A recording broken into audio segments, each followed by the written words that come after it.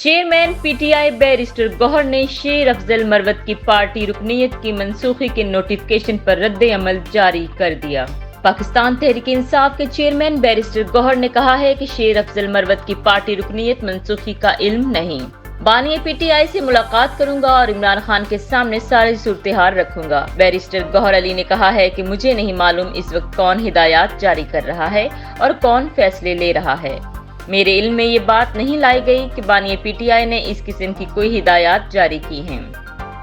उन्होंने कहा है कि शेर अफजल मरवत की रुकनीयत कैसे खत्म कर दी गई जब किसी कमेटी ने उनको बुलाया तक नहीं। आज इमरान खान से मुलाकात करूंगा और इस नोटिफिकेशन को वापस कराऊंगा। अली शेर अफजल मरवत हमारी पार्टी के रुकन हैं और बानी पीटीआई के वफादार हैं।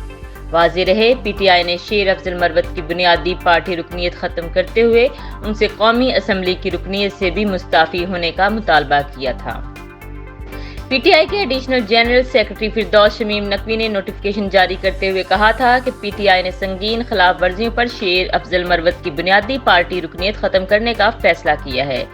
रुकनीयत खत्म करने का ये नोटिफिकेशन पीटीआई ने ऑफिशियल अकाउंट से भी शेयर किया, जबकि कोर कमेटी मेंबरान ने भी शेर अफजल मरवत की रुकनीयत मनसूखी की तस्दीक की थी। कोर कमेटी इजलास में ये फैसला हुआ था कि शेर अफजल मरवत को निकाला जाए। मजीद खबरों और अपडेट्स के लिए सब्सक्राइब करें हमारा चैनल और देखते रहिए ताक।